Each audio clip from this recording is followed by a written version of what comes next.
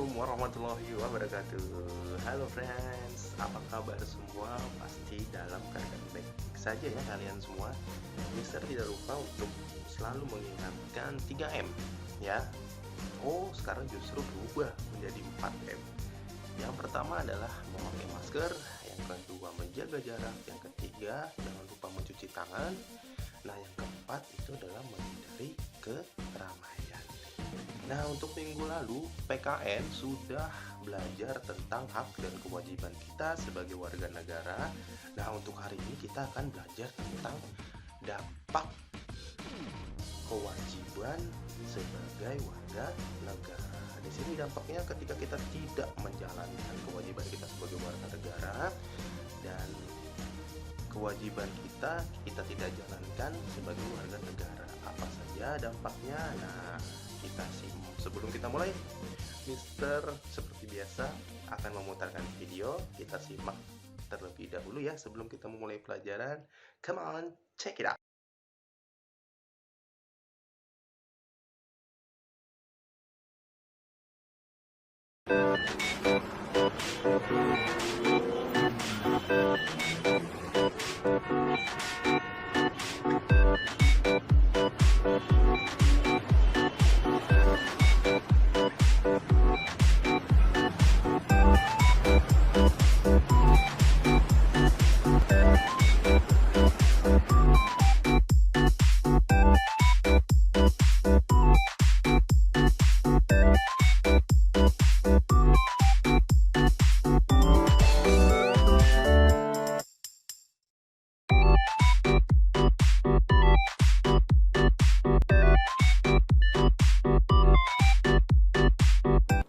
Jalan rusak masih menjadi masalah yang kerap terjadi di perkotaan. Di kota Bandung misalnya, kondisi salah satu jalan di daerah stasiun kereta api Bandung rusak parah dan berlubang sehingga membahayakan masyarakat.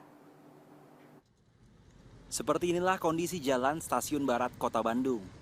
Jalan ini rusak parah dan berlubang cukup dalam sehingga mengakibatkan terganggunya aktivitas kendaraan bermotor yang melintas. Jalan ini juga kerap membahayakan pejalan kaki yang melintas di jalan ini. Warga yang bekerja di daerah ini mengaku kerusakan jalan ini sudah berlangsung cukup lama. Kira-kira 1,5 tahun Setengah ya. Pengennya gimana? Ya pengennya diperbaiki, soalnya kan banyak yang jatuh gitu. Sering jatuh juga? Banyak lubang-lubang kan Kalau yang jatuh. hujan ya? Kalau hujan. Bahaya. Licin ya bahaya. Salah satu penyebab utama kerusakan jalan ini adalah banyaknya truk dan kendaraan pengangkut logistik yang melintas. Jalan berlubang ini memiliki kedalaman lubang 10-30 cm dan akan lebih berbahaya lagi jika terjadi hujan karena akan menimbulkan genangan seperti ini. Bagi pengendara sepeda motor tentu hal ini sangat membahayakan karena dia tidak bisa membedakan apakah ini lubang atau genangan biasa. Padahal jalan tersebut berada di pusat kota Bandung dan hanya berjarak 15 menit dari balai kota Bandung. Warga pun mengeluhkan kondisi jalan yang rusak. Iya, jalannya jelek, jadi harus ada perbaikan khusus dari pemerintah seperti itu. Udah lama sih emang jalannya udah jelek gitu, nggak tahu nih pemerintahnya gimana. Pengennya gimana? Ya pengennya cepet-cepet dibenerin, soalnya jadi biang macet di situ. Sering macet Padahal nggak terlalu padat gitu yang lewat, tapi jadi macet, iya, jadi susah. lewat sini, Mas. Sering. PT Kereta Api Daerah Operasi 2 Bandung selaku pengelola jalan stasiun barat pun berjanji akan segera merespon permintaan warga untuk memperbaiki jalan yang rusak. Dengan kondisi jalan yang rusak ini ya, sehingga pelayanan sedikit terganggu, kami menyampaikan permohonan maaf dan insya Allah nanti ke depan kita sudah merencanakan untuk memperbaiki jalan ini, untuk menata kawasan stasiun barat ini dalam rangka meningkatkan pelayanan penumpang, dalam rangka membangun fasilitas untuk kenyamanan penumpang. Ya, tentu kita masih menunggu instruksi direksi lebih lanjut. Selain kondisi jalan yang rusak, sampah yang dibuang sembarangan di jalan ini membuat jalan terlihat kumuh.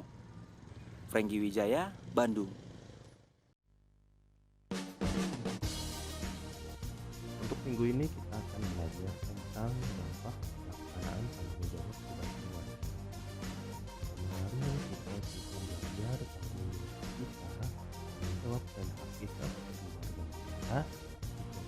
Nah, hari ini kita akan belajar tentang dampak pelaksanaan tanggung jawab sebagai warga negara. Sebelum kita memulainya, kita perhatikan berita berikut.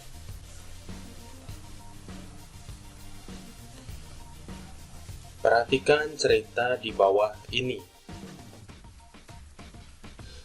Di Yogyakarta, kejadian rambu lalu lintas banyak ditemui, terutama di jalan yang biasanya tidak ada pos polisinya. Seperti yang terjadi di perempatan Mirota kampus. Di sana sering terjadi kemacetan yang panjang. Hal ini dikarenakan ruas jalan dari arah bundaran UGM yang seharusnya digunakan untuk arah ke kiri adalah jalan terus, namun digunakan oleh kendaraan yang akan ke arah lurus ataupun belok kanan untuk menunggu rambu lalu lintas berwarna hijau. Hal semacam ini tidak hanya terjadi di satu lokasi saja.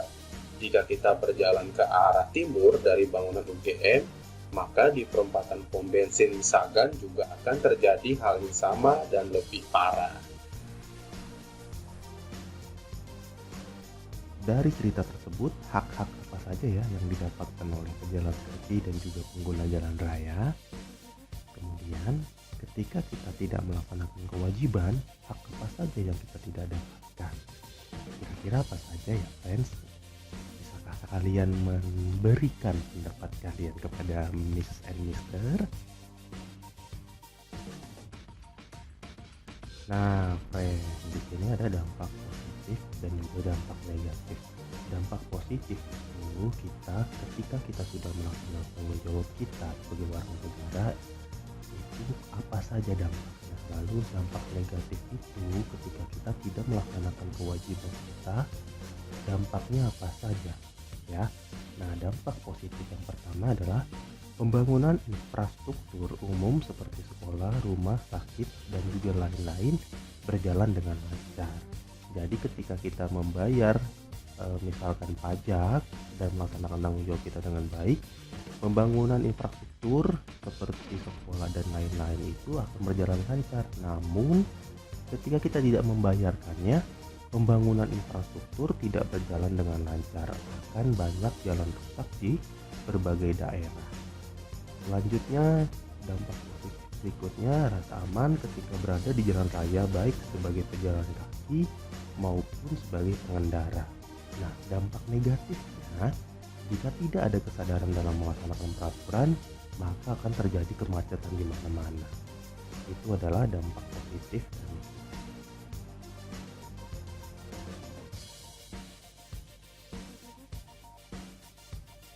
Kemudian yang berikutnya, pembangunan nasional akan lebih cepat selesai.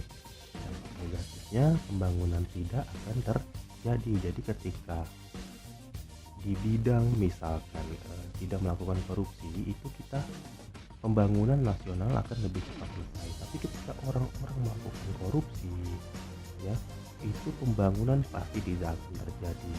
Keamanan akan lebih terjaga dan hidup akan menjadi lebih damai dan juga tentram. Hidup tidak menjadi lebih aman dan akan timbul sikap saling curiga satu sama lain. Lalu berikutnya, tercipta kebebasan dalam memilih pemimpin tanpa harus ada paksaan dari orang lain. Dampak negatifnya akan terjadi perpecahan ketika tidak adanya kebebasan dalam memilih pemimpin. Dampak positif selanjutnya adalah terciptanya saling toleransi antar suku, budaya, dan agama sehingga menjadikan negara damai dan sejahtera. Dampak negatifnya akan timbul perpecahan antar suku bangsa. Selanjutnya, dampak positifnya angka tindak kriminal akan banyak berkurang dan hidup akan lebih aman dan tenang. Dampak negatifnya, tindak kriminal akan banyak dan menimbulkan keresahan masyarakat. Nah, jadi itu ya untuk pertemuan minggu ini. Mister akhiri untuk pertemuan hari ini. Wabillahi taufiq wal hidayah. Wassalamualaikum warahmatullahi wabarakatuh. Sampai ketemu minggu depan dengan materi yang selanjutnya. Bye bye.